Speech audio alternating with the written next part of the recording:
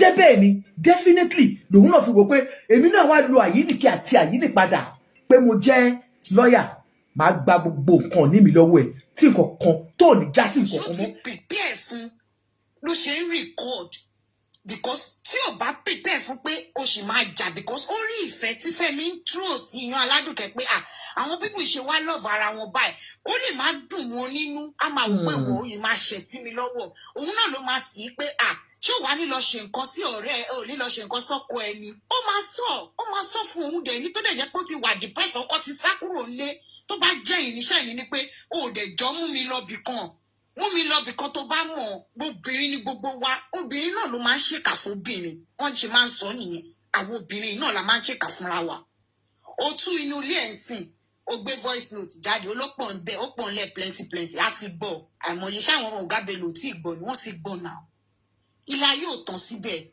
tí Ọlọ́run bá ní pé Fẹ́mi náà ló sì máa fẹ́ padà ó máa fẹ́ra wọn wọ́n ti in tó jù báyìí lọ ti ṣẹlẹ̀ rí eléyìí kékeré ni ìgbà tí ò ṣe pé ní pé òun fẹ́ pa wọ́n ṣèbó lòun fẹ́ kọ́ wọn lẹ́sẹ̀ nígbà tó Ọlọ́run ò bá dẹ̀ wá kọ́ wọn lẹ́sẹ̀ nǹkan. tí o bá kọ́ yàn lẹ́sẹ̀ bàbá yẹn kéèyàn tún kọ́ bàbá lẹ́sẹ̀. wọn lè kọ́ bàbá lẹ́sẹ̀ bàbá náà mọ̀ pé eré ni pé wọ́n ń ṣe fíìmù ni ó lè jẹ́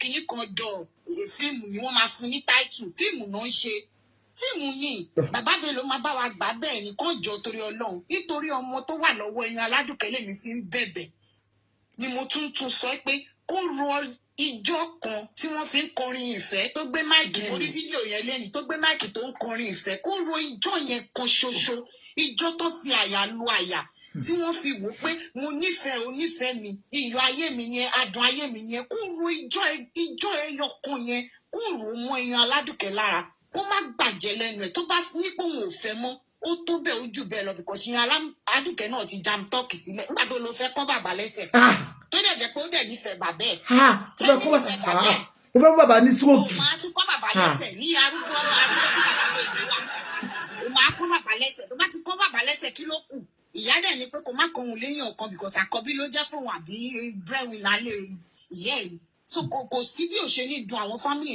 ẹja sòótọ́ but ìwọ ọ̀rẹ́ tó dalẹ̀ ilẹ̀ ọ̀rẹ́ ó ń yọ̀ ó dẹ̀ máa ń come back ni mo tún sọ mo ní glasses ẹ pè mí lórí ẹsẹ̀ mẹ́sàgì sí mi ẹ ṣàánú mi ẹ jẹ́ ń jẹun ẹ jọ.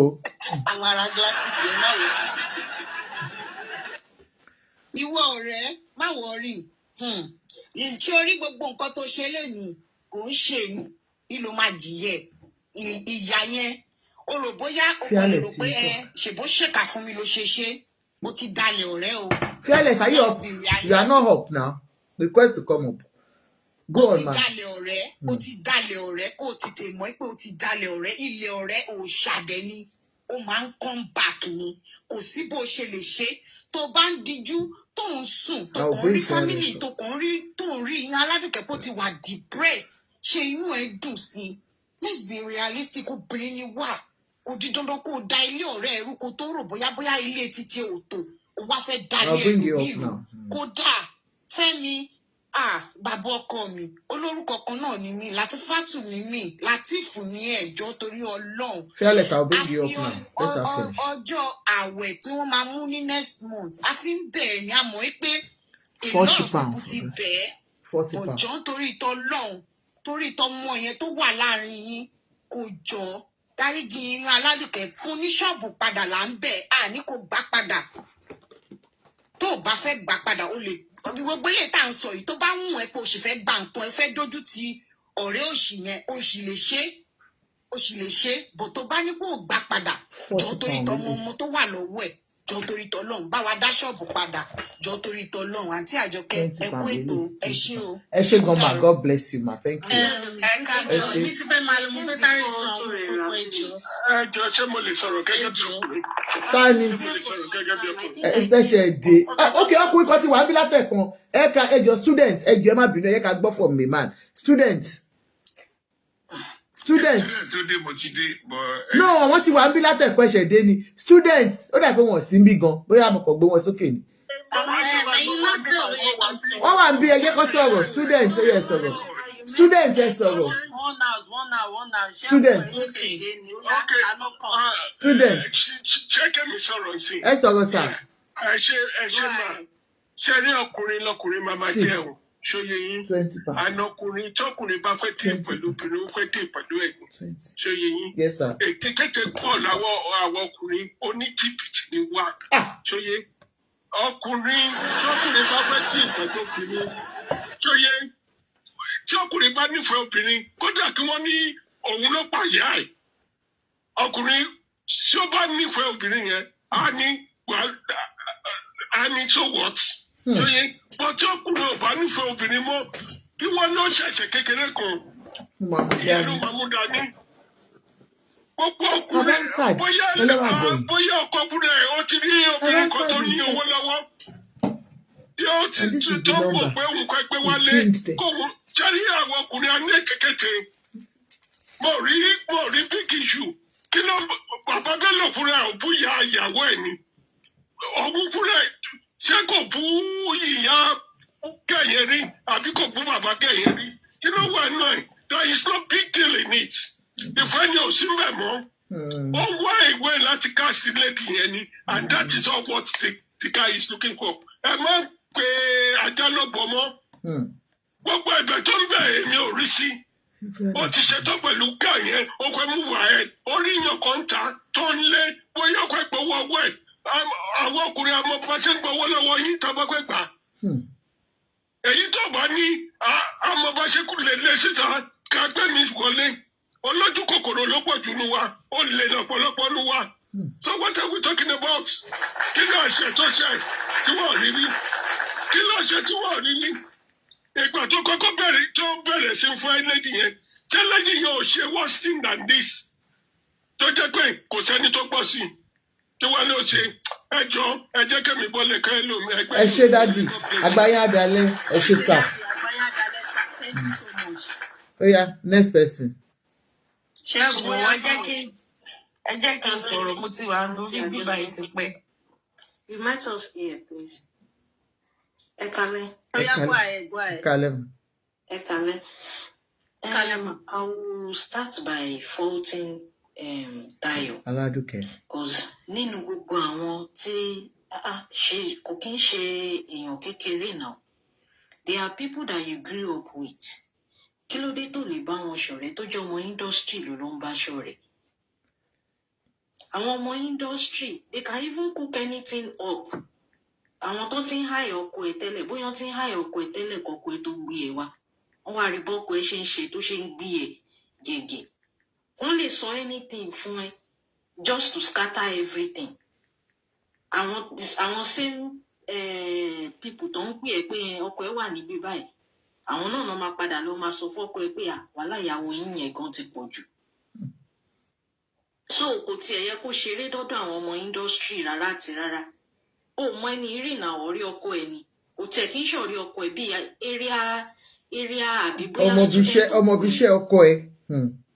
Eré wo lẹ ṣe kí lẹ ọmọ tó jẹ́ pé ó yẹ kó rí ẹ kó máa rá bàbá eré wo lẹ ṣe débi tó ṣe ń sọ̀rọ̀ tó pọ̀ bẹ́yẹn fún. Even kó mú suggestion wá there is nothing wrong in telling your husband pé baby ò dẹ̀ gbọ́ nǹkan tí lady máa sọ ó máa suggest nǹkan báyìí.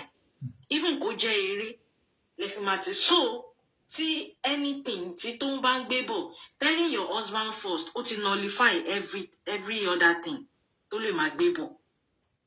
Okay ó wá sọ fọ́kọ ẹ̀ nìyẹn àwọn obìnrin aníbaṣe máa ń ṣe nǹkan wa but talking to that girl ọ̀rọ̀ tó sọ nínú voice note yẹn ó ti pọ̀ jù to tell a third party ó ti pọ̀ jù so I think ó ti máa learn lesson lẹ́sìn pé kò ń ṣe gbogbo èèyàn lè máa open up to that level fún because èèyàn lèèyàn mọ ẹni tí èèyàn lèèyàn mọra èèyàn mọ ẹni tó ń ṣọyàn so I think nǹkan tí tó ń dẹ̀ ṣe is very very terrible and I think it's high time tó yẹ kó yẹ wọ́n make a known ní Nàìjíríà pé recording of people without their consent criminal ni because any little thing tó bá ti ṣẹlẹ̀ àárín ọkọ àti ìyàwó everything ẹ ti máa da voice note síta fún kíni. I don't need to be your friend tó bá yẹ pé mo máa keep nǹkan tí mo máa fi bá ẹ jà later on. There is no point for us to be friends. So I don't know why people are like that. Oda voice note Sita ansìn yìí kò sí wọ́n máa sọ̀rọ̀ ẹ̀ in the next 1-2 weeks. Nǹkan mi máa ṣẹlẹ̀, everybody máa move on. But I'm very sure Ọlọ́run á dẹ̀ jẹ́ kán reach compromise, if not for anything, because of the child. And Tayo too, going forward, she should learn her lesson. Kò ń ṣe gbogbo èèyàn tó bá ń bá ẹ rẹ́rìn ní ọ̀rẹ́ ẹ̀. Not even in their industry. Àǹtí Àjọkẹ́ mo fẹ́ correct ẹ̀yin náà fún kankan because ọjọ́ tẹ̀ ń ṣe kinní yẹn mo ń comment bẹ̀ wọ́n mute comment bóyá ọjọ́ tẹ̀ ń hammer lórí that particular actress because I have opportunity to talk to the person. We had 3 or 4 week calls. Mi ìdárúkọ yan. Mi ìdárúkọ yan. And she mo mọ̀ pé ìdárúkọ yan. I'm just trying to dárúkọ yan bẹ̀ comment section yín. Ẹ má worry, ọlọ́pàá mo bọ̀ àfi máa jẹ́ Àjọkẹ́ London. Also otherwise, so please just ẹ máa mọ̀ bẹ́ ṣe máa fi style ṣe in case of some other time. Because when we were telling her, Auntie Shani debunk kìíní, she said a clear conscience. Pé kò kí n fi accusation. Did I mention anybody? So when I send message lọ́jọ́ yẹn pé Auntie Àjọkẹ́, please be careful, Did I even mention anybody's name? I did not, but you saw it that day. Yeah, that particular actress can be any actress. Femi did not date only one person in that industry. No, people mentioned her name. It is people's choice, is it me? And you were trying to caution them. I know you were trying to caution them. Pé ẹ má dárúkọ ẹnìkankan níbí. Ẹ má dárúkọ ẹnìkankan níbí. Because kéèyàn má lọ jẹ̀bi. Kéèyàn má lọ jẹ̀bi nǹkan téèyàn mọ̀. Because if anybody, téèyàn bá ṣe irú nǹkan bẹ́ẹ̀ tó máa fẹ́ come for the person. Mèmí tí mò ń sọ̀rọ̀ nsìn. But people are looking at you. Ẹ̀yin ni àwọn èèyàn rí. So tí bá jam talk nsìn, if anything wants to come back, it will come back to you. Nothing can come back to me, sorry. Nothing. Kí ló fẹ́ cover mi? Kò sí nǹkan kan because I didn't say anything. Nǹkan tí mo fẹ́ ṣe kí n tó máa lọ, ẹ má bínú ẹjọ́ torí Ọlọ́run ẹ jẹ́ n sáré ṣe nǹkan tí mo fẹ́ ṣe pẹ̀lú yẹn ṣègùn ẹ̀. Ṣé rí mo fẹ́ sọ one of the points tí mo fẹ́ sọ ni pé ṣé rí ọkọ àti ìyàwó méjèèjì wọ́n ní ẹni tó bá ń wà wákùwà ó máa rí ìrìkúrì. Ṣóyè yín and tó bá ti dọ̀rọ̀ marriage pẹ̀lú celebrity àwọn tó máa ń dì pẹ̀lú celebrity wọ́n gbúdọ̀ lè ní ìgbàmọ́ra bí gbogbo wa ṣe máa ń sọ but kò ń ṣe everybody lónìí gbogbo wọn dẹ̀ mọrú ìyàwó tán fẹ́ wọ́n mọrú ọkọ tán fẹ́ mo ti bá wọn dì so mo mọ̀ nǹkan tí mò ń sọ wọ́n mọ̀ nǹkan tó máa inflict sórí ẹni tó jẹ́ ìyàwó àbí ọkọ nǹkan tó ju wọn máa ń I didn't drop you. So nǹkan tí mò ń try àti sọ ni pé both husband and wife ẹni bá máa wà kú wà ó máa rí ìrìkú. Network gbé ló sọ pé kò lè dá fún anybody. No, back to yourself èwo ni kò lè dá fún. Ta ló sọ bẹ́ẹ̀? Ta ló sọ bẹ́ẹ̀? Kò sọ bẹ́ẹ̀, mi ò bẹ́ẹ̀. Mi ò pọ̀ sọ bẹ́ẹ̀. Alvinson ló tọrọ. Okay, má bínú. Ẹ̀yin sọ bẹ́ẹ̀ ó ti ń bú gbogbo àwọn èèyàn lẹ́ẹ̀kan látẹ̀kan o. Ṣé Alvinson? Gbogbo àwọn tó bá ti sọ ó ń bú wọn àti She didn't say anything like that. Ẹ gbàgbé ẹ má worry, ẹ má sọ̀rọ̀ lọ, don't worry. Wípé tí mo fẹ́ sọ ni pé number one àwọn méjèèjì ẹni wàwákùwà máa rí ìrìkúrì àtẹni tó ní kó máa bá òun ṣọ́yàwó òun àti nǹkan tí ìyàwó òun fẹ́ ṣe àtẹni tó sọ wípé kó máa bá òun ṣọkọ òun ẹni tó bá ń wàwákùwà á rí ìrìkúrì tó bá ti fẹ́ celebrity you know what comes with it. Number two vulnerability ṣe rí everybody ló ní ìṣòro nínú ayé ẹ o whether single married or divorce ó ti bí ọmọ nìyẹn ó jẹ́ special need ó rí pé ọmọ tóun yẹn wà relatable pẹ̀lú ẹ̀ ó mú má bẹ́ as ọmọ status tó ní as a wife of somebody like that ó réyàn mú lọ́rẹ̀ ó mú ọmọ yẹn ẹni tó rán níṣẹ́ dé tòrútòrú ṣòro báyọ̀ náà ò ní rojọ́ ni ó máa rojọ́ fẹ́ lómi náà kó tó dọ́dọ̀ Fẹ́mi ó ti máa kọ́kọ́ dọ́dọ̀ àwọn kan. And when issue Dayo Amusa tó ṣẹlẹ̀, she was still this person that was speaking for For her husband. Wọ́n ti máa ní sínú. Àwọn ẹlòmíì ti máa fi iṣẹ́ pé what is it about this lady? Ẹ bá find out. Sharing industry Yorùbá òun ló worst jù. Bóyá wà yẹn tó bá ń jẹ ẹ má dá sí o. Even àwa tá jẹ́ fans wọn ẹ má dá sí o. Wọ́n mọ bó ṣe máa yanjú ẹ̀ láàrin ara wọn o. But tó bá ti jẹ́ ará àta ló fẹnu sí ìwọ gangan náà máa rí dámú. And I didn't like the fact that she put her mouth in that issue. Fine, that's her husband. Ó ṣe bó ṣe nǹkan tó worst. But tó bá ń sọ̀rọ̀ náà, tó bá ti ń báyọ̀ sọ̀rọ̀ lórí fóònù, ẹ̀kọ́ ni fún gbogbo àwọn obìnrin, tó bá ti ń báyọ̀ sọ̀rọ̀ lórí fóònù tó ń dẹ lóhùn, tó ń reiterate ọ̀rọ̀ tó ń sọ pé so nǹkan tó máa ṣe lélẹ̀, so ibi tó máa gbé gbà lélẹ̀, bí ẹnu ẹ kò gbé dákẹ́, bí ẹnu ẹ kò kú ẹnu ẹ ní ìjánu, gbogbo nǹkan kọ́ lèèyàn ń sọ, bí ẹnu ẹ kò kó ní ìjánu. Tó bá ti kọjá fámílì àbí immediate àbúrò àbọ́mọ ẹ, bí ẹnu ẹ dákẹ́. Mi ìfẹ́ mọ bí story yẹn ṣe tó tí ò bá ṣe wà relatable sí, bí ẹnu ẹ, gbogbo ẹnu ẹ gbé dákẹ́. You know the kind of business táwọn people yìí ṣe. Ó mọ nǹkan tó wà involved pé any small thing wọ́n ti máa gbé síta. Gbogbo àwọn tá a ti máa rí ìgbà mi wàá sọ̀rọ̀ sọ́kọ owó àtọ́kọ ẹ máa jà ẹ máa sọ̀rọ̀. There's so many things. So them coming online and saying that ó sọ gbá ó sọ àwo. Mi ì sọ wípé kò wrong àwọn nǹkan tó sọ ò pọ̀ ju ó pọ̀. Mi ì sọ pé kò pọ̀. And only that fi bẹ̀ wọ́n. But bí nǹkan tí ẹni tó ọkùnrin tó take up mic lẹ́kọ̀ọ́ tó ń sọ, there are ọkùnrin tó bá ti ṣe tán pẹ̀lú wọn ti ṣe tán. Bí ó bá ti ṣe tán gan, ó lè pé ọdún 5 máa padà wá. Sórí lọ́wọ́ ìyá ọmọ tó wà lójú ọpọ́n, tó bá máa fi achieve goal ẹ̀, ó máa lò fi achieve goal ẹ̀. Inú ẹ̀ ló dẹ̀ máa wà. Even tóun yẹn máa rò bọ́yá òun bá wọn sáré lọ sódò, sáré lọ sí ìwọ gan, you are a pawn in the game. You are a pawn in the game. So, bó obìnrin sọ̀rọ̀, ó ti ẹni tó ní ìyàwó mọrú ìyàwó tó ní, wọn ò ṣe fẹ́ra lé ní àbánu. Wọn ò ṣe fẹ́ra ní èní àbánu. Her dealing with Tom was just in the same carcass. I don't even know because it makes sense to see me. Because I had to go and check the girl's page. Láti ibo sí ibo, láti ibo sí ibo. Wọ́n máa fẹ́ máa mọ gbogbo nǹkan tó ṣẹlẹ̀ nínú ilé yín. Ìwọ náà máa lò. Òye máa sọ̀rọ̀ káàkiri fún gbogbo àwọn tó wà ní industry, gbogbo àwọn tó fẹ́ Femi, gbogbo àwọn tó ti fẹ́ rí. So, ó wà vulnerable, ọmọ ẹ jẹ́ special need. Fine, it's okay if you need people to talk to lean on. Not people in that industry. Dealing with celebrities a lot. Èèyàn díò pẹ̀lú adarí ọkùnrin gan, ó kàn ṣe ṣìnà orí ẹ̀ kọ́kọ́ ń gbá. Ta tó wá sọ ẹni tó wà ní limelight, everybody more. You can just imagine how that feels.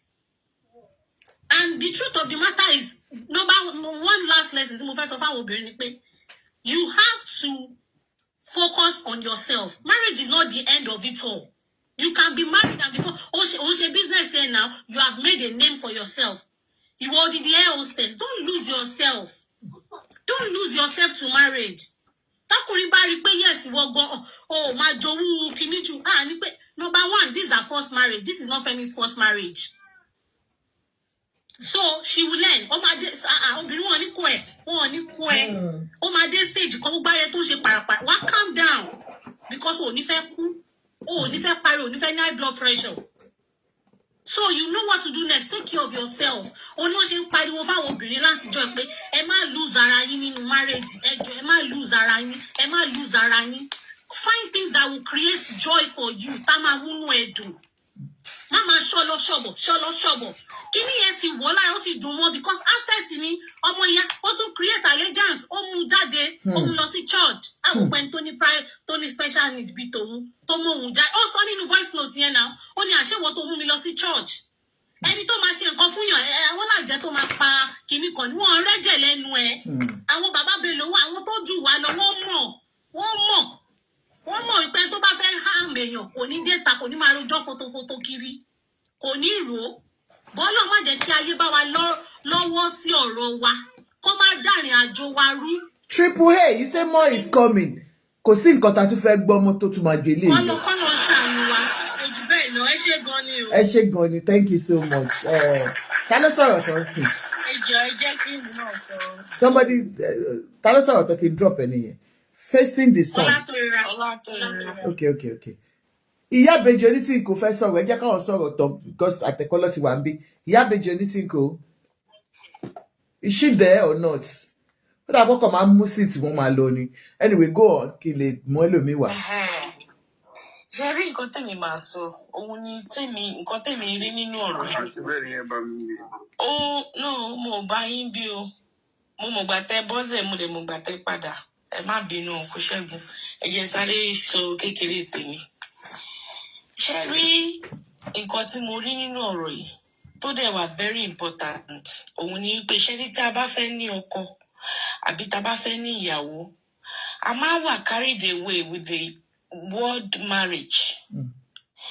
Ṣé rí àwọn obìnrin kan wà tó ṣe jẹ́ wípé tó bá fẹ́ fẹ́ ọkùnrin, even tó bá ń date ọkùnrin, kò sí bó ṣe nífẹ̀ẹ́ ọkùnrin tó wọn kì í gbé sórí bẹ́ẹ̀ yẹn o. Àwọn obìnrin kan wà rúùtù ni wá. Ọkàn tá a fi ń bá ọkùnrin lò la máa ń expect pé kọkùnrin yẹn máa fi bá wa lò. So tí ọkùnrin yẹn bá wá misbehave, tá bá feel threatened pé ilé yẹn fẹ́ dàrú, a máa sọ anything jáde lẹ́nu wa nǹkan tó ṣẹlẹ̀ sí lady yìí. Ó ti love ọkọ ẹ̀ débi wípé kò fẹ́ anything tó máa wá sí around the home yẹn, which is a normal natural thing to do. Àwọn obìnrin kan ní blessing tẹ́ pé wọ́n lè manage àwọn nǹkan bẹ́ẹ̀ yẹn, wọ́n love 100%. Wọ́n kàn ra tọ́jú 20. Àwọn èèyàn bẹ́ẹ̀ yẹn mo máa admire àwọn gan because skill gidi ni láti lè manage because kò ní ya wèrè, ò dẹ̀ ní sọ̀rọ̀ jù. Wàá kàn máa wò ni. Ọ̀ṣẹ́rí àwọn akàn wà tó ṣe wípé a lè handle irú nǹkan bẹ́ẹ̀ yẹn. So kò yẹ ká máa fẹ́rù àwọn ọkùnrin báyìí. Tó bá ti mọ̀ pé ò lè handle ọkùnrin tó ń cheat, ó máa sọ ẹ́ di wèrè ní nǹkan tó ṣẹlẹ̀. Fẹ́mi ló sọ ẹ́ sọ lédi di wèrè. Ó máa sọ ẹ́ di wèrè ní ìwọ́dẹ̀ làwọn èèyàn níbi tá a dẹ̀ ti wá, ìwọ ló máa pè láláṣẹ jù. Wọn ò ní rí pé nǹkan tí ọmọkùnrin yẹn ń ṣe wrong.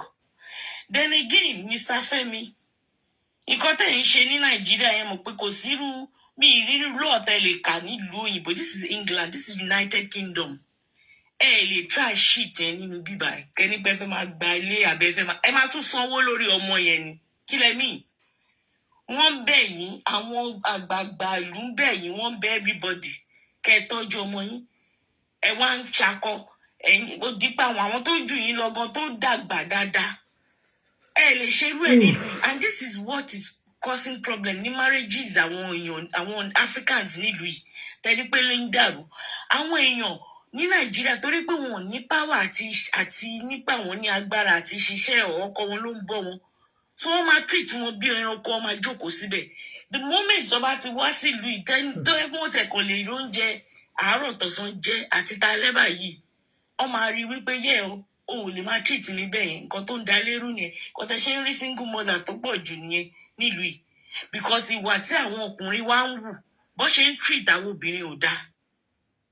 Bó ṣe ń treat wa ò dáa. Ẹ jẹ́ ká lo platform yìí láti sọ ẹ̀yin ọkùnrin ẹ yí padà because òótọ́ ẹ máa bú àwọn obìnrin single mother. Ọjọ́ ọ̀la yín lọ fi ń ṣeré ọjọ́ ọ̀la yín. Because tó bá ń pè yẹn single mother, ẹ pè ń single mother dọ́là. Àwọn ọmọ tẹ́ ẹ bí sílẹ̀ táwọn náà ń wo àwòkọ́ṣe yín tó di ọ̀la táwọn náà wò pókè bó ṣe ń ṣe nìyẹn is a normal thing. Táwọn náà ní home tí wọ́n ń break ṣé nǹkan tẹ́ fẹ́ nìyẹn. Adẹ̀ní ẹ̀yin lo lórí wa, ẹ̀yin ni head of the home, ẹ̀yin ni head of kínní. Ilé ń dàrú, gbogbo ẹ̀ ń dàrú. Ẹ lè imagine ó ṣe nǹkan ó cheat on your wife. Ó dẹ̀ tún feel pé kí ni ó dẹ̀ tún fẹ́ máa feel pé ó fẹ́ punish ẹ for what? Àti ìjọ ta ti délé ayé làwọn èèyàn ti máa ń jà lọ́kọ àti àwọn tí ń jà tó ti ń búra tó ti ń kípọ̀ rí ìyálàjà ara wọn nulẹ̀. It's not a big deal. Lady yẹn kàn ti nífẹ̀ẹ́ jù ní. Ó dẹ̀ ti wò pé wèrè tó dẹ̀ lọ rojọ́ fún. Ìyẹn dẹ̀ ó dẹ̀ gbé ọ̀rọ̀, ó dẹ̀ ń gbé káàkiri fún. Nǹkan tá a bá ṣe nílé ayé yìí òun la máa gbà. Ọlọ́run ló ní ìdájọ́ lọ́wọ́. Bẹ́ẹ̀ni. Ẹ ṣé o. Ẹ ṣé gan ma. God bless you. Next person. Dàgbé Mr. Ṣẹ́gun ló kù. Fearless. Àbí Mr. Ṣẹ́gun or Fearless, either of the two. Yes, Ash. Fearless. Yes, I saw. Just 1 minute. Ẹ má bínú ẹjọ́. Sherry, because mo fẹ́ sẹ́ kálẹ̀ everybody. Ẹ kálẹ̀ sis, ẹ kálẹ̀. Yes, ma. Sherry, a kú bó ṣe ń lọ. Wọ́n ní ó dé bá Iyanaladuke. Olúgbọ́n. Àwọn amẹni tó máa kàn lọ́la Or ní gbogbo nǹkan tá bá ṣe tá bá sọ jẹ́ àmà rántí pé we are all human beings. We can do and not do. Tí ẹ ló wá sórí social media. Tẹ̀lé tí ó wá sórí social media kọ́. So if maybe one way or the other she will get to hear this. See, Iyanaladuke, at this point in time, there is nothing that you come out to say, or there is no update that you will update, and people will believe you, or people would say, "Oh yes,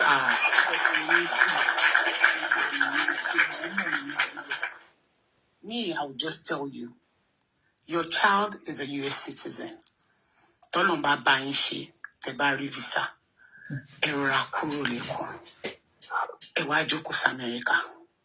Ọmọ yín, wọ́n á fún yín benefits, ẹ get help, and you'll be able to at least breathe. You'll be able to think.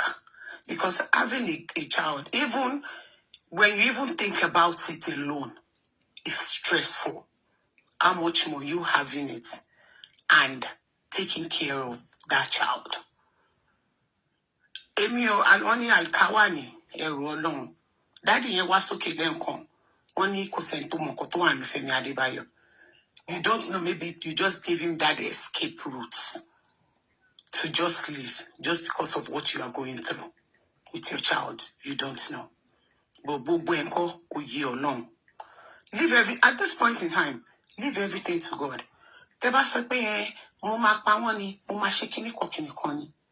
In your heart, kò sí ẹni tó inú bá bí tí ò ní ṣe ọ̀rọ̀ sọ. Kí ló táwọn òbí ṣe máa ṣe ọ̀rọ̀ sọ sáwọn ọmọ wọn? Ṣé báwọn lọ bí ọmọ wọn? Òbí wọn ló máa gbàdúrà pé kọ́mọ ẹ dàgbà kó ṣorí burúkú àbí ká yọ ọmọ ẹ má dá. But while tó ń hot tínú bí wọn, they said everything. Wọ́n sọ nǹkan tó yẹ pé táwọn gan bá padà gbọ́ báyìí, àbí tó bá ń dàgbà tí nǹkan kan bá wá ṣe àwọn ọmọ yẹn, wọ́n máa wò pé àbí nǹkan tí mo sọ. So kò sẹ́ni tó mọ̀ ọ́.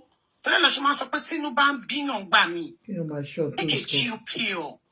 Bẹ́ẹ̀ kan náà lẹ́dẹ̀ẹ́ sì máa sọ, wọ́n ní tínú ẹ bá ń dùn ládùn jù. Má tún sọ̀rọ̀, because you might say some things that you will not be able to fulfill.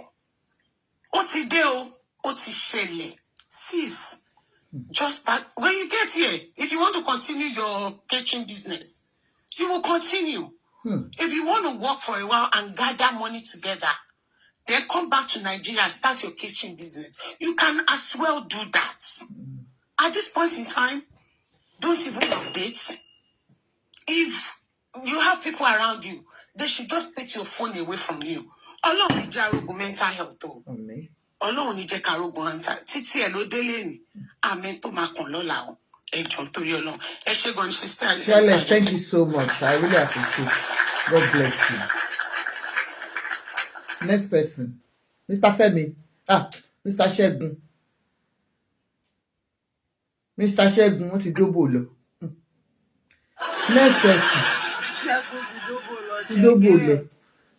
Ó dà pé Queen ò tí sọ̀rọ̀ látẹ̀kùn. Queen Adéníkè àbọ̀ ti sọ̀rọ̀. Wọ́n ti sọ̀rọ̀ máa ẹ ṣe máa. All right ma, ẹ jẹ́ n drop ẹ̀yìn gbà yẹn. Next person. Bóyá kí Dọlápọ̀ yẹn sọ̀rọ̀. Dọlápọ̀. Ẹ káalẹ́ ma. Ìyá Ìjẹ̀bú ti dé látẹ̀kùn, wọn náà ti sọ̀rọ̀ bó ṣe wọn, ó dà pé wọ́n sí bẹ́ẹ̀ nìyẹn. Dọlápọ̀ speak. Ìyá Ìjẹ̀bú ti kọ́ ó dàárọ̀ tẹ́lẹ̀. Mo wà bí omi ò kọ́ ó dàárọ̀. No, wọ́n ti sọ̀rọ̀, ó yẹ sọ̀rọ̀. Ìyá Ìjẹ̀bú ni next one àti Dọlápọ̀. Ẹni sùgbọ́ yẹn lọ dóko. Ìyá Ìjẹ̀bú yẹn sọ̀rọ̀. Ẹ káalẹ́ gbogbo ilé. Ẹ káalẹ́ ma. Ẹ kú ètò. Àkókò lè dà. Gbogbo wa la máa rọ́rọ̀ àwọn ọmọ wa jẹ ọ́, àti ní jẹ́nu ààrẹ lágbára ọ̀nà. Alẹ́ yìí lágbára ọ̀rọ̀ ńlá ni o. Ṣùgbọ́n gbogbo ohun tó ń ṣẹlẹ̀ lórí ìkànnì a fi ń kẹ́kọ̀ọ́ ni. Torí wípé ohun tó bá ṣẹlẹ̀ sẹ́lòmíì, ó máa jẹ́ ẹ̀kọ́ fún àwọn tó bá ń bọ̀ lẹ́yìn kírú ẹ̀ kó má bàa ṣẹlẹ̀. Àkọ́kọ́, Iyanaladuke. Kò ń ṣẹjọ́, kì í ṣe bí Iyanaladuke. Ìfẹ́ ni. Ìfẹ́. Ara gbígbóná pé ṣé nǹkan tí mò ń jẹ, ṣé lómi gbọ́dọ̀ wá bá mi jẹ, ṣé nǹkan tí and kì í ṣe àkọ́kọ́ pé ó máa sọ̀rọ̀ ní No. Use that. You want me to drop somebody for you? I will. John Court gan kó tó di pé wọ́n fẹ́ra wọn sílé. Àwọn ọ̀rọ̀ bẹ́ẹ̀ yẹn ti máa ṣẹlẹ̀. Number 1, Aladuke jẹ́ ẹni tó jẹ́ pé kò mọ̀rọ̀ pa. Ó máa sọ. User ni. User you didn't request. Ẹ má sọ̀rọ̀ lọ́mọ mi ẹjọ́, ẹ má bínú. Bí ó ṣe àwọn words yẹn ó le. Kò ń ṣe pé ó mìíní, but ìbínú ni Aladuke fi sọ̀rọ̀. Ṣùgbọ́n tó bẹ́ẹ̀ jù bẹ́ẹ̀ lọ, ó ti jẹ́kọ̀ọ́ fóun náà báyìí. A kó ahọ́n ẹ̀ ní ìjánu. A kó ẹnu ẹ̀ ní ìjánu. A mọ bí wọ́n ṣe ń a kíyèsí láti lè máa nọnu fún yàn. Bó ṣe wà yóò máa sá láti pick calling.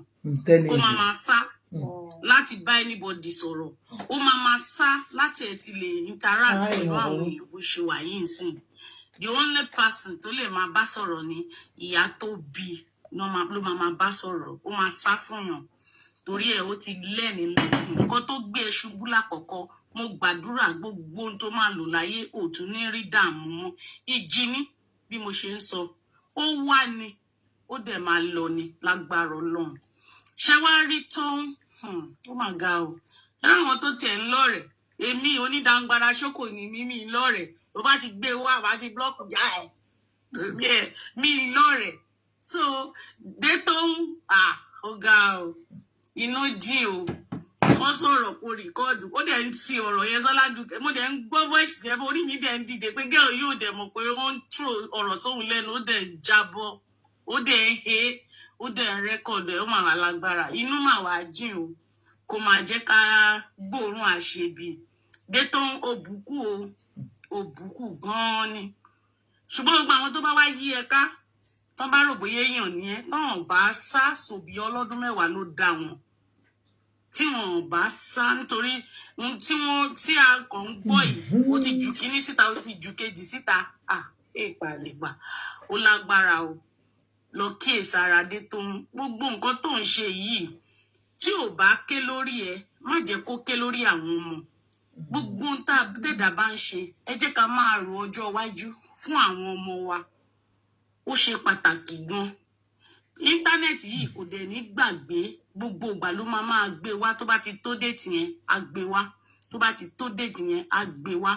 Tẹni tó dé la rí, àmọ́ tẹni tó ń bọ̀, ó bá má ṣe bó ṣe ṣe yìí. Ó burúkú. Ẹ jẹ́ ká tún wá padà sọ́dọ̀ àwọn bàbá. Mo kún bẹ̀ wọ́n náà ni. Ní Alhaji Bàbá Bello àti Alhaja Èjìdé. Mo bẹ̀ wọ́n láti gbà tọ́rọ̀ yìí ti ṣẹlẹ̀ tí n bá fẹ́ sọ̀rọ̀. Mo bẹ̀ wọ́n. Mo throw question sí wọn pé tó bá jẹ́ ọmọ bíbí inú iná wá fi ẹjọ́ ẹ̀sùn kí lẹ fẹ́ ṣe. Ṣùgbọ́n mo gbà wípé gbogbo ohun tẹ́ ẹ gbọ́ yìí gẹ́gẹ́ bí abiyamọ, òun ló jẹ́ kẹ́yìn náà sọ pé kò sí ohun tó jọ. Òun ló jẹ́ kẹ́ ẹ rò wípé gbogbo bí àwọn èèyàn ṣe ń bẹ̀yìn lọ́tùn tán ní káwọn èèyàn jàǹkọ̀ kan pẹ̀tù sí lẹ fárígá. Ṣùgbọ́n tó bẹ̀ jù bẹ́ẹ̀ lọ bàbá, ẹ jàre.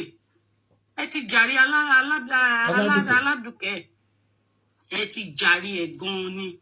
Ṣùgbọ́n ọmọ ẹni ò wá ní ṣèdí bẹ̀bẹ̀ rẹ̀ ká tó wá kólẹ̀kẹ̀ sídi ọmọ ẹlòmíì. Ẹ bù ẹ fà wálé ẹjọ́ nítorí Ọlọ́run. Àgbà yín á túbọ̀ dálẹ̀ o. Ẹ ní fìnira lògbà, ẹ sì ní lò nínú ìbànújẹ́. Eyín ọkàn yín wọn ní kálágbá. Àmì o àti gbogbo wa o lórúkọ Jésù. Gbogbo tó bá wù kó ń dùn yín nínú. Ẹrù tí alábíamọ tí kì í tú o. Wọ́n ní gbé sílédè gbogbo wa o. Wọ́n sì ní gbé sílédè yín bàbá. Bàbá ẹjọ́. Tẹ́ ẹ bá ti ẹ̀rù pé ọ̀bẹ ti gé ọmọ lọ́wọ́, ọ̀bẹ ti ṣe ohun tó fẹ́ ṣe. Ẹ̀rù tọmọ ọwọ́ ẹ̀. Ẹ̀rù ti tọmọ ọwọ́ ẹ̀. Ẹjọ́ ẹjẹ́ yín nì. Kò sí bọ́n ṣe máa porí ajá tí wọ́n ní porí ìkòkò tí wọ́n fi sè é. Kò sí bó ṣe fẹ́ porí ọmọ ọwọ́ Aladuke tí wọ́n ní sọ pé àwọn ọmọ ilé Bello ni. Mo bẹ̀ yín, mo rọ̀ yín, ẹ má bínú. Ewé orí ìjì làjá. Ewé orí ìjì làjá o. Ẹni àbáṣẹ kò forí jì wá. Ewé orí ìjì làjá. Mo wá padà sọ́dọ̀ Femi. Ó ga o. Ẹni tó bá ti ní orúkọ, òun làbùkù ń wá o. Femi ó ti ga, ò ní wálẹ̀ lágbára Ọlọ́run. Ó ti mọ̀ ṣe, ò mọ̀ ṣe mọ́ kò ní jẹ́ titi ẹ. gbogbo bó ṣe wá ń gòkè ò ní wálẹ̀ o ò ní rí já ayé o ò ní rí gbàdí ayé lágbára Ọlọ́run bó ṣe ìlú báyìí ó máa dùn ní lágbára Ọlọ́run jọ nítorí Ọlọ́run àmọ́ àyín pé gbogbo ń tálá Aládùkẹ́ ṣe pátá ó ti jàre ẹ̀ ṣùgbọ́n wá kókun wálẹ̀ wá ro ọjọ́ tẹ́ ẹ ti jọ wà lórí ara yín níbi ìbí ní hòhò tẹ́ ẹ ti jọ sọ sweet words síra yín tẹ́ ẹ ti jọ já májẹ̀mú pé for better for worse ni tó jẹ́ wípé ńgbà tó ń dùn tẹ́jọ́ ń travel káàkiri tó jẹ́ wípé ẹ ti máa sọ gbogbo bí ìrìn àjò yín bẹ ṣe fẹ́ kó rí báyìí ni mo fẹ́ tọ́lọ́run dẹ̀ ń gbà fún yín wá rò wípé ńgbà tó tún wá dé lóòótọ́ gbogbo nǹkan ti ń dà o nígbà tó pàdé ẹ̀ o ṣùgbọ́n ó túbọ̀ wá jẹ́ dọ́bùdọ́bù ni lórí gbogbo ẹ̀ náà là ń rí lórí social media ṣùgbọ́n mo bẹ̀ ẹ́ bàbá mi jọ̀ọ́ tó dé lọ gbogbo àwọn màmá ti sọ̀rọ̀ àwọn grandmas gbogbo wọn ti sọ̀rọ̀ tó dáa wọ́n ń bẹ̀ náà ni ṣọ́ọ̀bù ẹ̀ bá wa dá padà ọ̀pá oúnjẹ ò ní ṣẹ́mú ẹlẹ́nu o ò ní fọ̀pá ṣèkẹtẹ ẹsẹ̀ o ò sì ní di tá ń wọlé o ò ní jẹ̀bi o ò sì ní dààmú lágbára Ọlọ́run gbogbo wa pátápátá àní dààmú àti Àjọkẹ́ ẹ ṣé gan ni onígbogbo ìgbà máa ń kọ́ ẹ̀kọ́ lórí ètò yìí gbà míì mo máa wò pé kí n sọ̀rọ̀ gbà míì mi ní sọ ṣùgbọ́n láti ìgbà tọ́rọ̀ yìí ti ṣẹlẹ̀ mo máa ń sun ẹkún ni pé wọ́n Ọlọ́run má máa jarí ohun tó máa jù wájú o ẹ ṣé gan gbogbo lé ẹ ṣé o. God bless you ma èyí náà jèrè àwọn ọmọ yín rẹ ní rédà mi ẹ ṣé ma yeah next person. ẹ kálẹ́ mà. ẹ kálẹ́ o àǹtí Dọlápọ̀. yes ma ó ga o anyway kọtẹ́bí kò fẹ́ sọ kò ní pọ̀ lálẹ́ rárá bó kò fẹ́ sọ nípa ahọ́n wa ṣe rí Bíbélì sọ wípé ahọ́n wa the tongue has the power of life and death. Torí ẹ̀ ló ṣe yẹ ká máa kó níjànú. Tí a bá ń sọ̀rọ̀, mo understand the woman yẹn wípé, inú lè bí wọn àbí whatever, but ká máa kó ahọ́n wọn níjànú. Ó wà very important gan. And another thing is, ṣé mo wípé tá a bá wo gbogbo ẹ̀yà ara wa, ahọ́n wà nínú nǹkan tó kéré ó dẹ̀ dùn ṣùgbọ́n Bíbélì jẹ́ kó yé wa wípé ká lọ́ra láti gbọ́rọ̀ ká yára láti gbọ́ ká lọ́ra láti fèsì tó bá yẹ kó ní that discerning spirit ni kò bá má fall victim of that lady because evidently the lady had prepared today ọjọ́ yìí ó ti prepare everything was premeditated. So to prepare ọjọ́ yẹn lè pé ìwọ ẹkún wà lọ́wọ́ mi. You am gonna máa mú ẹ lọ́jọ́ kan. Go cry. And then you go cry. Bẹ́ẹ̀ ni kó máa sunkún ó ti lọ jókòó dè ọlọ́mọ yẹn ká tẹ́nítì ká lédi yẹn tẹ́nítì ká ọlọ́mọ yẹn ká tẹ́nítì ká gbogbo ọ̀rẹ́ mi kò sí nǹkan tó ń jẹ bẹ́ẹ̀. Another thing ni àwọn ẹbí ọkọ even though kò sí come on especially abiyamọ tó bá èmi gan tí mo kì í ṣe bí wọn bá tí mo gbọ́ mo wish pé mo lè wà bẹ́ẹ̀ kí n caution lady yẹn ọ̀rọ̀ yẹn kì í ṣe irú ọ̀rọ̀ tí yàn sọ fọ́ rẹ̀ nìyẹn inú ẹ ló máa wà inú ẹ lọ̀rọ̀ yẹn máa gbé gbogbo tó bá fẹ́ sọ mo máa ń sọ kíní kan fún ọmọ mi màá ní sórí nǹkan tí idea rather tó o bá tí ì lò má yáyàn o ò tí ì lo idea yẹn má yá èèyàn torí tó bá sọ wọn á lọ lò ó. Mo rántí back in the days about 10 years ago I told someone pé mo like n ṣe business kan Nigeria and he was like business mo ní mo fẹ́ kó fire extinguisher lọ sí Naija kí n máa tà because mi rò páwọn èèyàn tí ní dára èdè àpòyẹ ká máa nílé and ó wà important and wọ́n máa enlighten àwọn èèyàn how to they use the importance of it and all. Before you know it man yìí iṣẹ́ tó ń ṣe dọ́là nìyẹn olóyún import láti China. Mo àti ìgbà yẹn mo wá learn pé mama idea tó máa sọ̀rọ̀ ẹ síta. Má ìjà èèyàn má sọ nǹkan tó fẹ́ ṣe má sọ má tiẹ̀ jẹ́ káwọn èèyàn mọ wọ́n ló mọ̀ bí o fẹ́ mú ọkọ̀ ẹ wálé jẹ́ kó máa gbé nínú ẹ̀. Mo dẹ̀ mọ̀ pé gbogbo àwọn màmá àsán ti sọ̀rọ̀ láti nǹkan wọ́n ti sọ̀rọ̀ òun gan ibi tó bá wà bá a máa gbọ́ àmọ́ ibi tó ti ṣubú ṣùgbọ́n kò sí téèyàn ṣe lè ṣubú tó tí ò ní dìde. Another thing tó tún wà bẹ́ẹ̀ nípa ọmọ yẹn ọ̀rọ̀ ọmọ yẹn wà important even though mo mọ̀ pé many Nigerians especially àwọn tó bá dàgbà tó ti dàgbà sí Nigeria with the environment and everything tó ti wà so comfortable in it wọn kì í fẹ́ gbé abroad because of whatever maybe weather and all but nípa ọmọ yẹn America máa pay láti gbé tó bá fẹ́ rí better life aside of that child. Even though ọmọ yẹn ti lose this there's something called early intervention tó yẹ kí ọmọ yẹn nígbà tó ti discover ọmọ yẹn pé ó wà autistic early intervention máa help ọmọ kò sí bí ọmọ yẹn tó ṣe lè ṣètò. And another thing as he grows tó ń bẹ̀rẹ̀ sí ní lọ school wọ́n set up IEP fún ọmọ yẹn.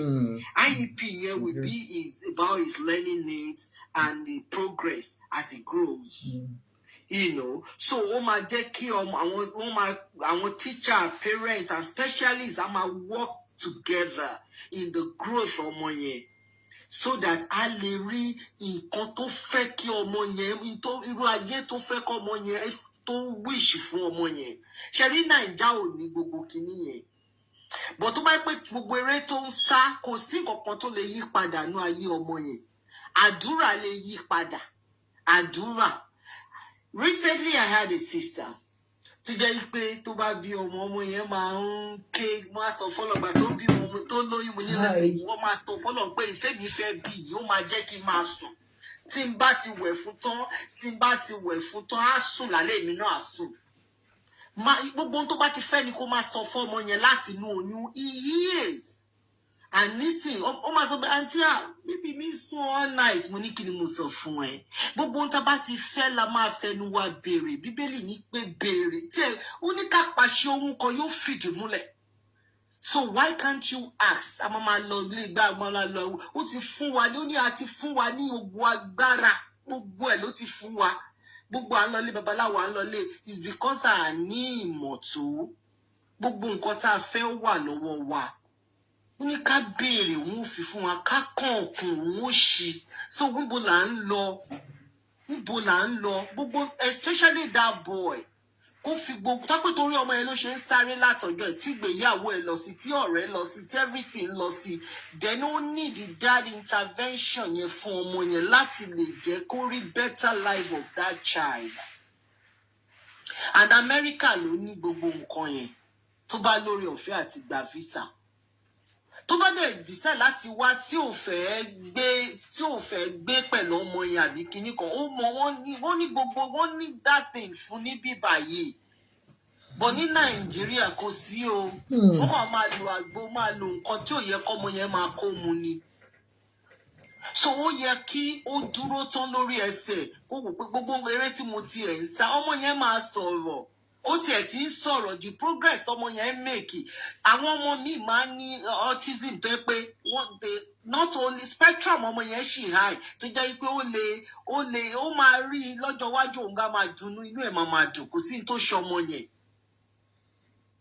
bọ́lá ń ṣe fẹ́ ló fi sí ọwọ́ ẹ̀ yẹn but as for the parents the family of the kini ẹjọ́ sá ẹjọ́ mà ẹjọ́ èèyàn wọ́n ní èèyàn kò sẹ́ni tó mímọ̀ Yorùbá pé kó máa bẹ̀yàn kéèyàn gbọ́dọ̀ ẹjọ́ ẹ fún ní ṣọ́ọ̀pù wọn padà ẹ fún wọn oúnjẹ òjò torí àwa obìnrin náà ká máa dúró tán lórí ẹsẹ̀ wa ká máa dúró tán a máa sọ pé àwọn àlè ọkọ a máa wá sùn a máa hanrun no ìfẹ́ dáa but náà kì í ṣe pé ká wà nílé ọkọ ká dẹ̀ ká máa hanrun kí ló dé ó yẹ kí a lè ní ìkọ̀kan ní ìpamọ́ torí irú ọjọ́ báyìí irú ọjọ́ tó bá lọ́kùnrin bá sọ pé well I'm sorry mi ò ṣe mọ́ àbí ó ti sú mi àbó decide láti kò sí lawlessness country ní Nàìjíríà kò sófin and àwọn ọkùnrin máa mostly ṣe nǹkan tó ń ṣe àṣegbé ó wà lọ́wọ́ ọkùnrin Nàìjíríà mo máa ń sọ òtẹ́ngàn pé mo ti délé at a very young kidney age mi ò lè mi ìmọ̀ bóyá ọ̀tá mi ò bá máa lọ́kọ̀ because mo máa ń wo àwọn ọkùnrin mi àná àwọn nǹkan tí máa ń gbọ́ lórí social media ní ṣó ń ṣẹlẹ̀ ṣó ń ṣẹlẹ̀ because kò ní bó ṣe yẹ ká máa treat ara wa bí ọkọ àti ìyàwó torí ìfẹ́ dùn ìfẹ́ dáa ìfẹ́ dùn gan. So tá bá wà nílé ọkọ ó yẹ ká mọ̀ when to talk and when not to talk. Kì í ṣe gbogbo ìgbà náà ni ọgbọ́n tó bá tẹ̀ máa gbé ọkọ ẹ̀ ṣubú wa lọ sọ fún ọ̀rẹ́. Tó bá máa gbéyàn ọkọ ẹ̀ ṣubú tí bàbá ọkọ ẹ̀ bá máa ní stroke ọ̀rẹ́ ló máa sọ fún. You must be silly. My dear sister, ẹfẹ yìí kẹfì kọ́gbọ́n ojúró náà. Ẹ ṣé gan ma, ẹ ṣé ma, thank you so much. Next. Ẹjọ́ rẹ̀ mi ló kàn o. Èmi ló kàn. Ó yẹ sọ̀rọ̀. User tó ti bínú tán. Ẹ sọ̀rọ̀ user.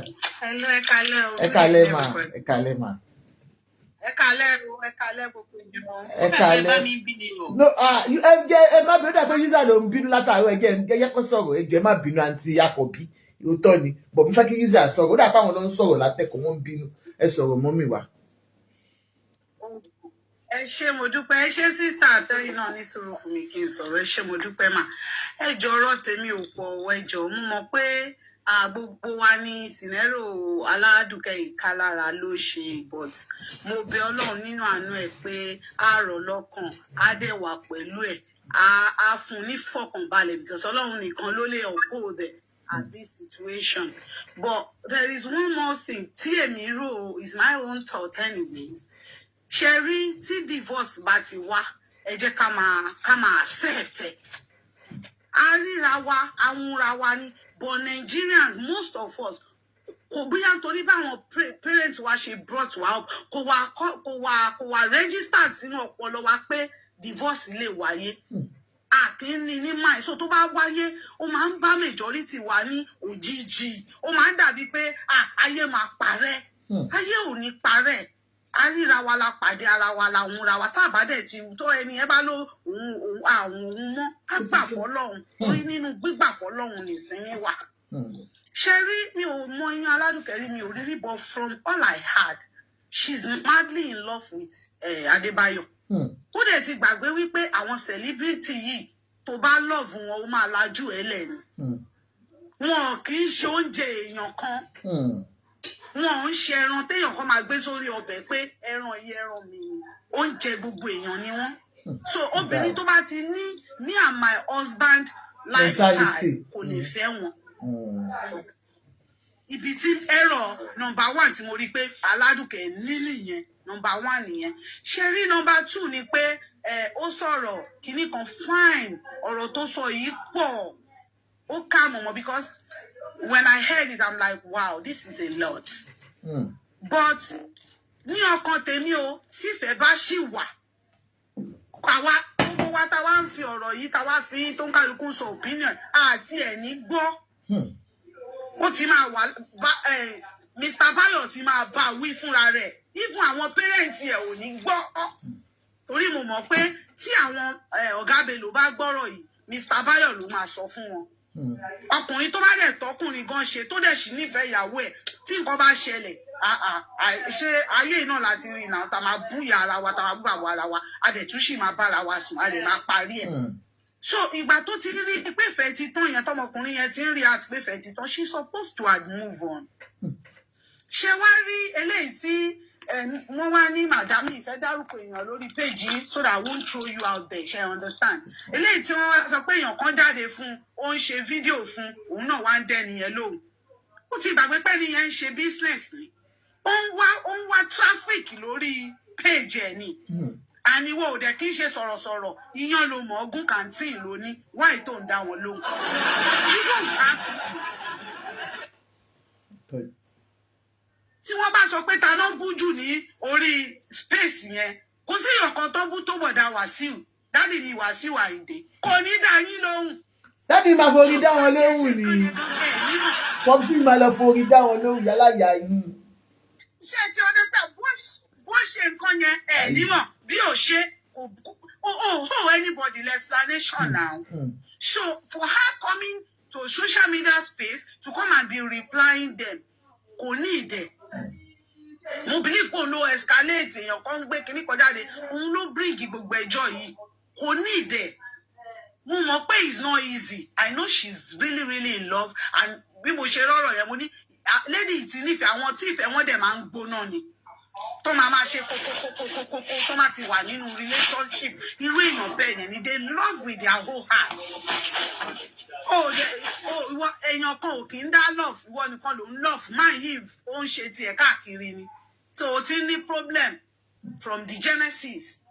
She understands thing. Yeah. So eléyìí tó dẹ̀ lóhùn rí voice note tó gbé síta, don't blame the lady alone. Kó tó gbé voice note wá, ó ti kọ́kọ́ pe Femi, ó ti máa kọ́kọ́ sọ̀rọ̀ fún Femi. Reaction Mr. Femi ló fún ní effrontery láti lè lọ record ìyàwó ẹ̀ wá. She understands thing. So ọkùnrin tó lè pay attention téèyàn kan pè lẹ́yìn pé ìyàwó ẹ̀ ṣe báyìí tó dẹ̀ listing. Men, I don't know how to classify that kind of man. Are you a man? Tó bá fẹ́ relationship mọ́, work out. Don't mess up that lady. You see what I'm saying? So, level tí mo gbé Mr. Bayo sí ní IQ, in reasoning and all of that. Honestly, mi ò bá wọn níbẹ̀. Because for you giving somebody an audacity to come out, Iyanaladuke ló sọ pé kó náà lọ máa ṣú ẹ o. Òun náà, ìwọ náà tún ó wá ń bá wọn náà pé Iyanaladuke sọ pé and both of you allow this lady in between you guys. It doesn't make any sense to me. And I'm highly disappointed in Mr. Bayo himself. Though Iyanaladuke needs to know, but for that man to allow that kind of thing, wọ́n wá sọ̀rọ̀ ìyàwó ẹ̀ fún ẹ to the extent that you feel comfortable pé màá wá lọ record ẹ̀ wá, màá wá gbé wá. It doesn't make any sense to me. Ṣé wá rí èèyàn àjẹ́ tó bá máa pọ̀ ọmọ jẹ, wọn ò rẹ́jẹ̀ lẹ́nu ẹ̀.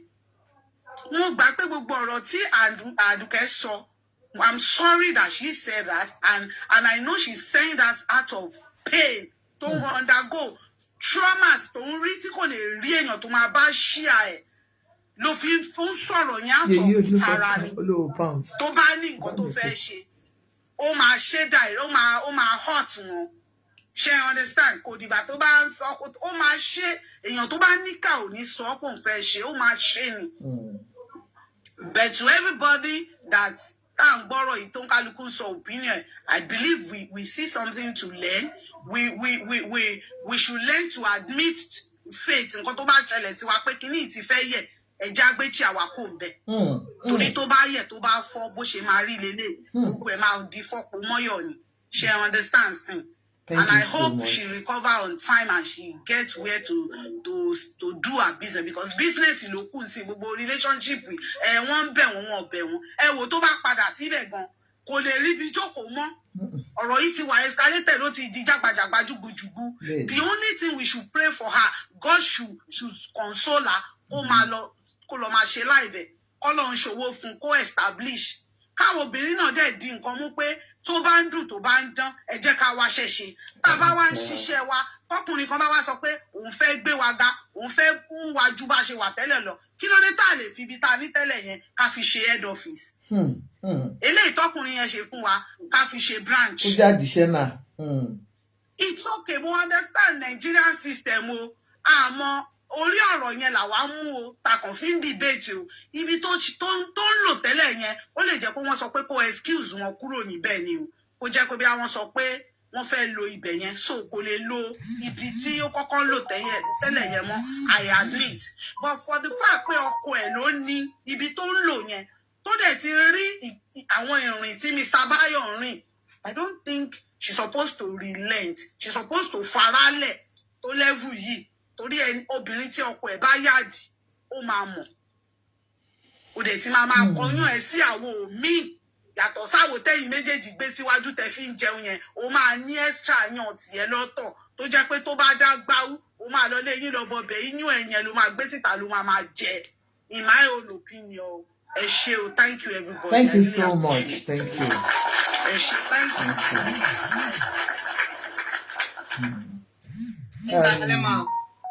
Ẹ kálẹ́ o, ẹ kálẹ́. Yes ma, ẹ ṣé gan everybody. Ṣé rí nǹkan tèmi kàn máa sọ ni wípé for me, ṣé rí tí nǹkan ò bá ṣèyàn, ìyẹn ò ní mo bó ṣe ń rí. Irú nǹkan tó ṣẹlẹ̀ sí Aladuke, ó ṣẹlẹ̀ sí èmi personally. Ọmọ tí mo gbé dání gbà yẹn ó ti di 15 years nsìn. Ìgbà tó ṣẹlẹ̀ sí mi, ọmọ mi was barely 2 months old. So Sherry, bí mo ṣe survive situation yẹn ni pé mo kọ́kọ́ deactivate Facebook account mi. Now, ìyá mi ló wá close mọ́ mi jù. Mi bá ọ̀rẹ́ kankan sọ̀rọ̀. Ṣé kò yé yín? Àìmá rí èèyàn bá sọ̀rọ̀ ló jẹ́ kí Aládùkẹ́ máa lọ bá irú girl tó wọ́n yẹn sọ̀rọ̀. Ṣé ti understand? Ṣé ó jẹ́ lesson fún gbogbo wa. Tí àwọn sisters wa tó bá ti ń go through nǹkan. Ṣé mọ̀ pé ẹ̀jẹ̀ Aládùkẹ́ ò lè ṣe nǹkan tí tó wùn yìí kò lè ṣe fún ṣá. Ẹ̀jẹ̀ kò lè ṣe fún. So, unfortunately,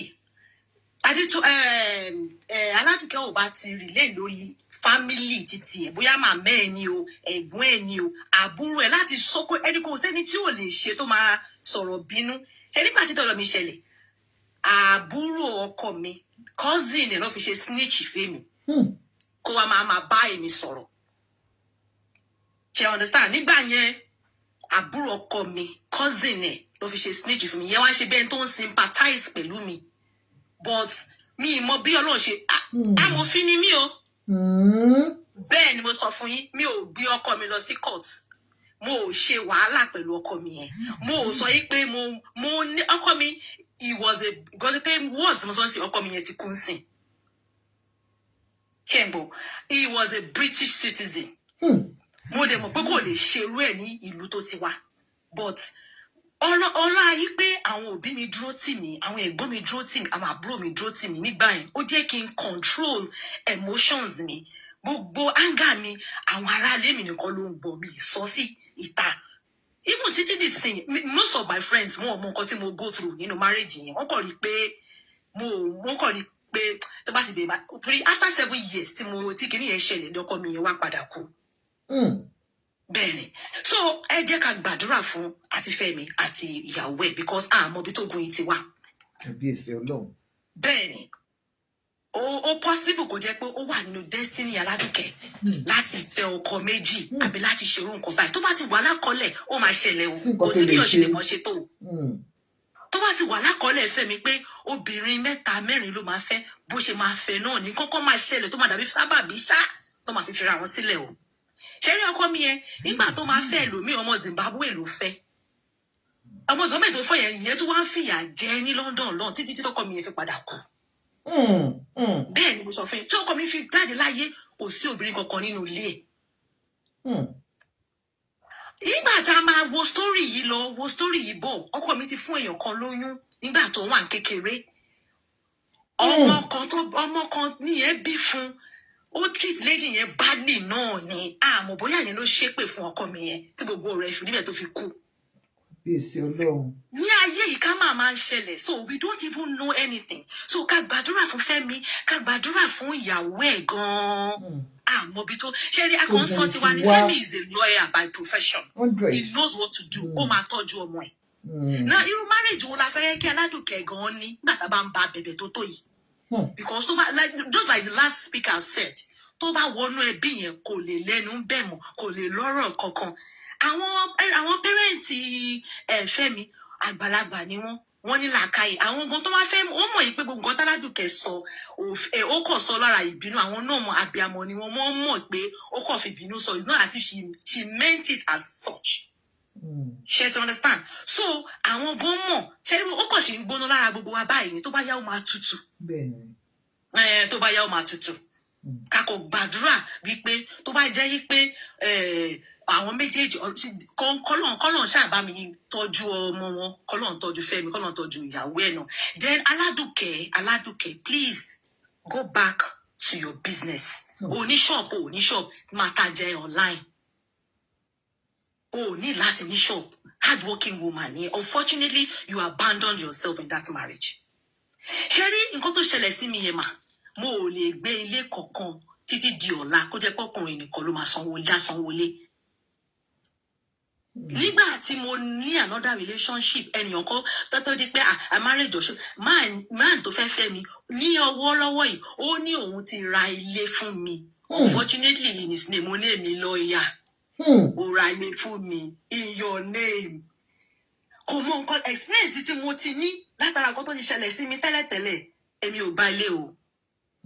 Apartment ló lóun ra unfortunately vision tèmi ní fúnra mi is duplex.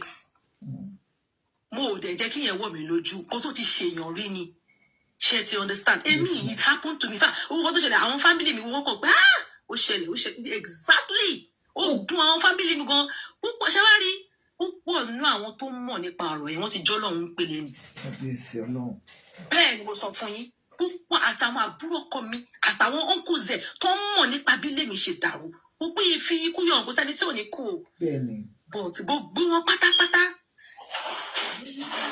wọ́n 2 years wọ́n tẹ̀lé ọkọ mi 2 years wọ́n tẹ̀lé báyìí tó ẹjọ́ Aládùkẹ́ go back to your business wọ́n gbọ́ tá à ń sọ wá sọ àkọ́ní kan gbọ́n ni náà láì. ta ló dé tó ń pariwo máa jù yín ní gàrí. kò ní láti ní ṣọ́ọ̀bù àwọn fámìlì ẹ̀ ní kó dúró tì í kó help ẹ̀ bó jẹ́ ike bí half a bag of gàrí ni iṣu mẹ́ta iṣu mẹ́rin she should continue her business ṣe mi ni mo wá padà sí ni mo wá ṣe iṣẹ́ mi tí mo sọ ìmọ́tò méjì ni mo ní láyé mo ti ń kọ́ ilé mi èmi tó ṣerú ẹ̀ fún lọ́jọ́ kìíní àná gbogbo wọn pátápátá ọkọ bá ń rí mi lójú ọ̀nà dínsìn wọ́n fi tèmi tọrọ ni kò sẹ́ni tó máa mọ̀ pé mo ti experience irú ẹ̀ rí ṣe ti understand so Aládùkẹ́ go back to your business máa lọ ṣiṣẹ́ lọ ẹ ṣé mo dúpẹ́ thank you very much. Thank you so much. God bless you. God bless you.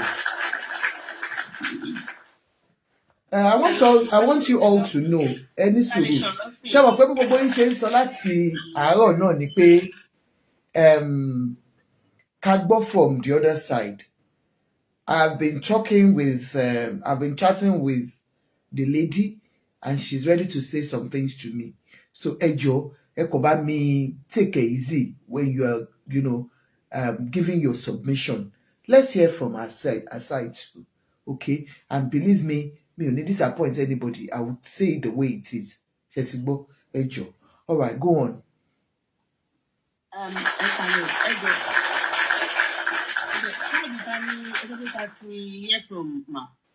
From Tom.